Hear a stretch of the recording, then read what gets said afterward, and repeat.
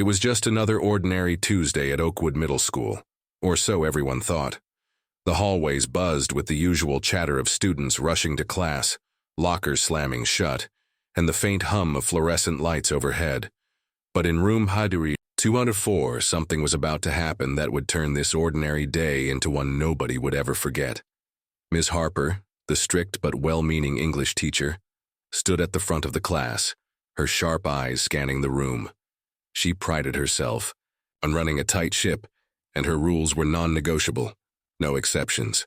That's why, when 12-year-old Mia Johnson walked into class wearing a slightly shorter skirt than the school's dress code allowed, Ms. Harper didn't hesitate. "Mia," she said, her voice firm but calm, "you know the rules. You'll have to go home and change." Mia's heart sank. She had tried to explain. Her laundry hadn't been done, and this was the only clean outfit she had. But Ms. Harper wasn't one for excuses. "Rules are rules," she repeated, handing Mia a hall pass. "Come back when you're dressed appropriately." With her head down, Mia left the classroom, her cheeks burning with embarrassment. She couldn't believe this was happening. She wasn't trying to break the rules. She was just trying to get through the day like everyone else. But as she walked down the empty hallway, she couldn't shake the feeling that this wasn't just about a skirt. It felt bigger than that. And she was right. Meanwhile, back in room 204, Ms. Harper continued with her lesson, unaware of the storm that was about to hit. She had no way of knowing that Mia wasn't just any student. She didn't know about Mia's dad, a man who had built his life on standing up for what was right, no matter the cost. A man who had spent years fighting for justice, not just for his family, but for anyone who had ever been treated unfairly. And when he found out what had happened to his daughter, he wasn't going to let it slide. By the time Mia got home, her dad, Marcus Johnson, was already there. He took one look at his daughter's face and knew something was wrong. "What happened, sweetheart?" he asked, his voice gentle but concerned. Mia hesitated, then told him everything. How Ms. Harper had sent her home, how she felt humiliated, how it didn't seem fair. Marcus listened quietly, his jaw tightening with every word. When Mia finished, he gave her a hug and told her to go change into something comfortable. Then he picked up his phone. Back at school, Ms. Harper was finishing up her last class of the day when the principal's voice came over the intercom.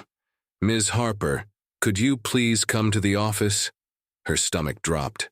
She wasn't used to being called to the principal's office, and she had a sinking feeling this wasn't about a routine meeting.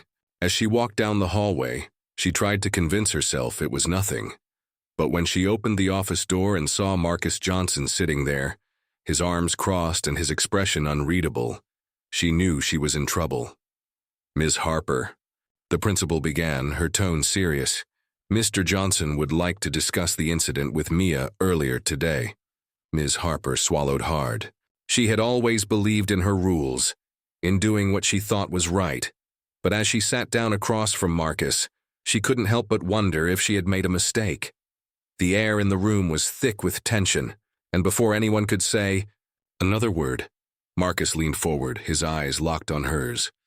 "Let me tell you something about my daughter," he said, his voice low but steady. And that's when Ms. Harper realized this wasn't just about a skirt. This was about respect. This was about fairness. And this was about to change everything. But what happened next? Did Ms. Harper apologize? Did Marcus take things further? And how would this incident affect Mia, her dad, and the entire school community? The answers to those questions would come later, but one thing was certain. This was just the beginning.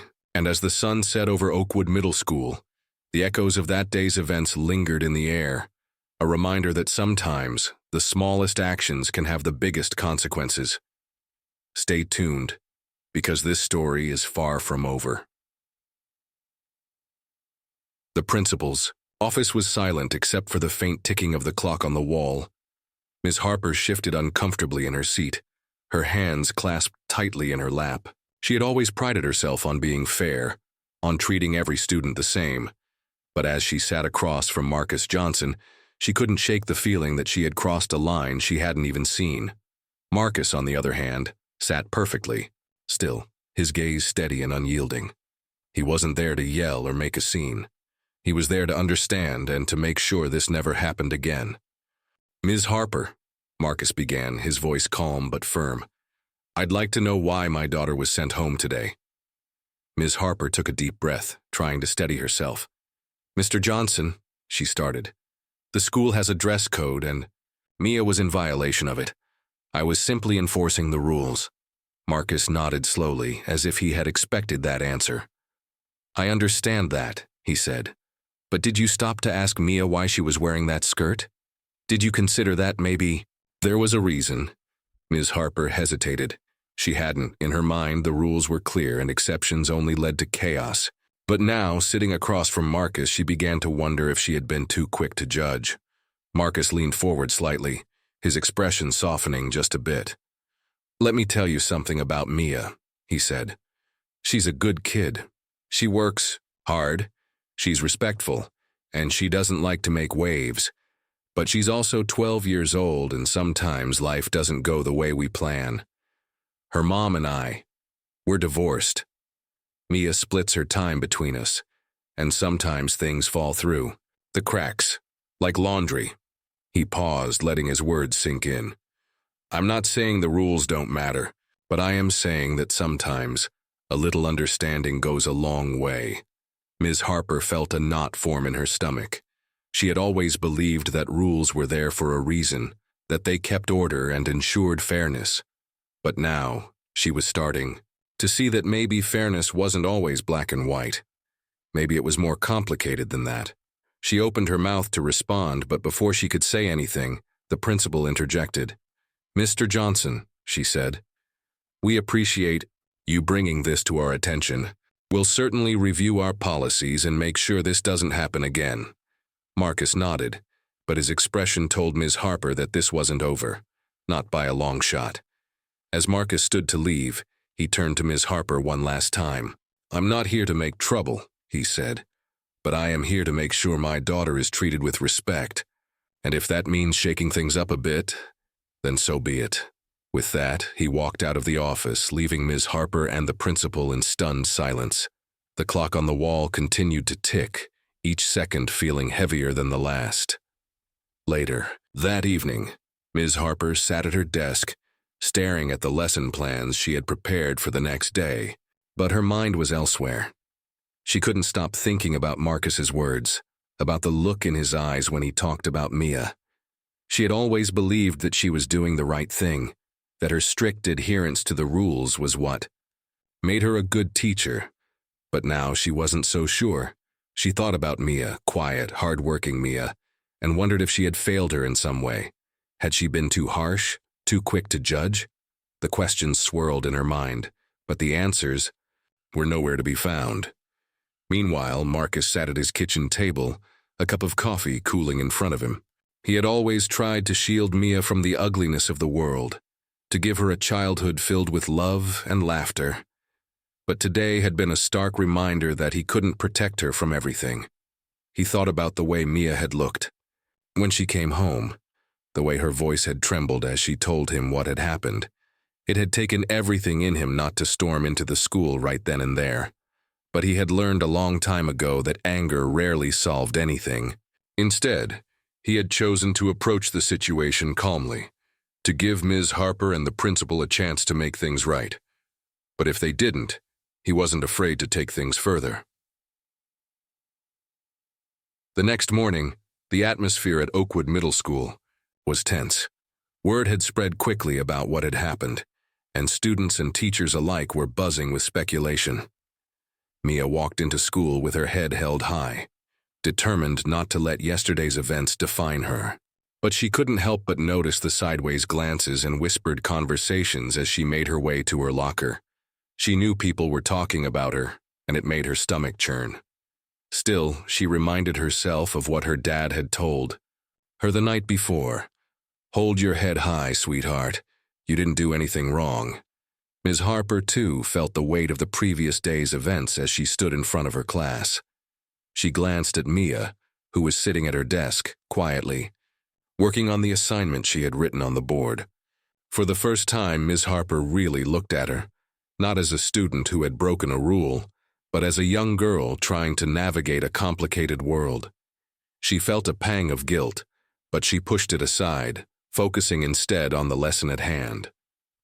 Still, the questions lingered in the back of her mind, refusing to be ignored. As the day went on, the tension in the school only grew. Rumors swirled, and it seemed like everyone had an opinion about what had happened. Some students sided with Mia, saying the dress code was outdated and unfair. Others defended Ms. Harper, arguing that rules were rules and needed to be followed. The principal, meanwhile, was caught in the middle, trying to maintain order while also addressing the concerns that had been raised. She knew that this wasn't just about a skirt, it was about respect, fairness, and the way the school treated its students. And she knew that whatever decision she made, it would have far-reaching consequences. By the end of the day, the school was buzzing with anticipation. What would happen next? Would Ms. Harper apologize? Would the dress code be changed?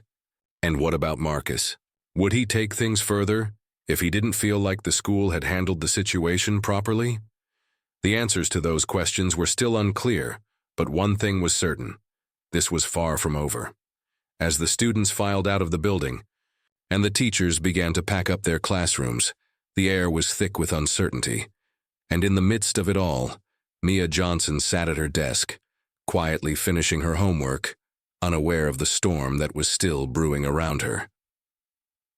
But one thing was clear: this story was just getting started, and as the sun set over Oakwood Middle School, the echoes of that day's events lingered in the air, a reminder that sometimes the smallest actions can have the biggest consequences. Stay tuned, because this story is far from over. The next few days at Oakwood Middle School felt like walking on a tightrope. Everyone was waiting for the other shoe to drop: students, teachers, even the janitorial staff. The incident between Mia and Ms. Harper had sparked something bigger than anyone had anticipated. It wasn't just about a skirt or a dress code anymore. It was about fairness, respect, and the way people treated each other. And as the tension simmered, it became clear that this wasn't going to blow over quietly. Mia tried to go about her days as usual, but it was hard. She could feel the eyes on her in the hallways, the whispers that stopped when she walked by. Some kids gave her sympathetic smiles, while others avoided her altogether. It was like she had become the face of something much larger than herself, and she wasn't sure how to handle it. She kept her head down, focusing on her schoolwork and trying to ignore the noise. But deep down, she couldn't help but wonder if things would ever go back to normal. Ms. Harper, too, was struggling. She had always believed that her strict approach was what made her a good teacher. She thought she was preparing her students for the real world, where rules mattered and consequences were real. But now she wasn't so sure. She found herself second-guessing every decision, every word she said in class. She couldn't shake the image of Mia's face when she had sent her home, or the quiet intensity in Marcus Johnson's eyes when he had confronted her. She knew she had to do something, but she didn't know what.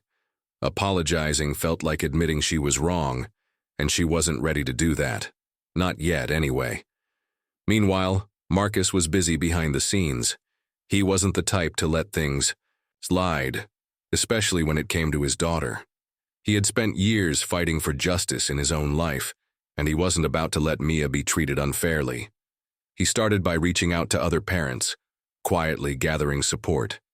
He wasn't, looking to start a war, but he wanted to make sure the school understood that this wasn't just about one incident. It was about a pattern, a system that needed to change. And if the school wasn't willing to listen, he wasn't afraid to take things to the next level. One afternoon, Marcus called a meeting with a small group of parents who had expressed similar concerns about the school's policies. They gathered in his living room, cups of coffee in hand, as he laid out his plan. "This isn't just about Mia," he said, his voice steady but passionate. "This is about all of our kids. If the school can't see that their policies are hurting students, then we need to make them see." The other parents nodded, their faces serious. They had all had their own experiences with the school's strict rules, and they were tired of feeling like their voices didn't matter. Together, they drafted a letter to the school board, outlining their concerns and demanding a meeting to discuss potential changes. Back at school, the principal was feeling the pressure. She had tried to keep things under control, but it was clear that the situation was spiraling. She had received the letter from Marcus and the other parents, and she knew she couldn't ignore it. But she also knew that any changes to the dress code would be met with resistance from some teachers and parents who believed in the importance of strict rules. She was caught between a rock and a hard place, and she wasn't sure which way to turn. As the days passed, the tension in the school continued to build. Students started wearing clothes that pushed the boundaries of the dress code, testing the limits of what they could get away with. Some teachers turned a blind eye, while others cracked down even harder. The divide between students and staff grew wider, and it felt like the school was on the brink of something big. Mia watched it all unfold from the sidelines, feeling both overwhelmed and strangely empowered. She hadn't asked for any of this, but she couldn't help but feel like she was part of something important. One day, as Mia was walking to her locker, she was approached by a group of students she didn't know very well. "Hey, Mia," one of them said, a girl with bright pink hair and a confident smile. "We just wanted to say thanks." Mia blinked, surprised. "Thanks for what?" she asked. The girl shrugged. "For standing up to the system. You're kind of a hero around here now." Mia didn't know what to say. She didn't feel like a hero. She just wanted to go to school without all the drama. But as she looked around at the faces of the students who had gathered around her, she realized that this wasn't just about her anymore. It was about all of them. Ms. Harper, too, was starting to see the bigger picture. She had always believed that her job was to teach her students, to prepare them for the world outside of school. But now she was beginning to understand that the world was changing, and maybe her approach needed to change too. She started paying more attention to her students, really listening to what they had to say. She noticed the way some of them struggled, not just with the rules, but with life in general. And she began to wonder if maybe, just maybe, she had been too focused on the rules and not enough on the people they were supposed to help. But even as Ms. Harper started to question her methods, she knew that change wouldn't come easily. There were still teachers who believed in the old ways, parents who thought that strict rules were the only way to keep kids in line. And then there was Marcus, who was determined to see this through to the end. The school board meeting was scheduled for the following week, and everyone knew it was going to be a turning point. But no one knew which way things would go. As the sun set on another tense day at Oakwood Middle School, the air was thick with anticipation. Students, teachers, and parents alike were all waiting to see what would happen next. Would the school board listen to Marcus and the other parents? Would Ms. Harper find a way to bridge the gap between her beliefs and the needs of her students? And what about Mia? Would she be able to navigate the storm that had been unleashed, or would she be swept away by the tide? One thing was certain: this story was far from over. And as the clock ticked closer to the school board meeting, the tension continued to build, leaving everyone wondering what the future would hold. Stay tuned, because the next chapter is going to be one you won't want to miss.